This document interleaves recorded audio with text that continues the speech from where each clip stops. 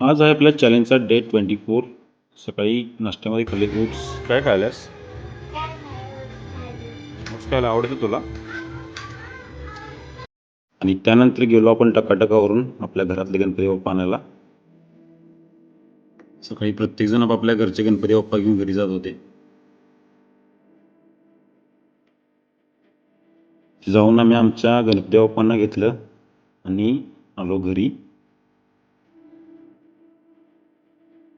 घरी येऊन बाप्पांची प्राणप्रतिष्ठापना केली, पूजा केली आणि केला आपला दुपारचा डाएट. बेस्ट डाएट होता आज.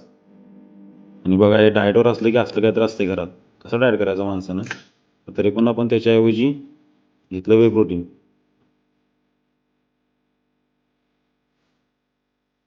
त्यानंतर संध्याकाळी गेलो आम्ही आमच्या मंडळाचा गणपती आणायला.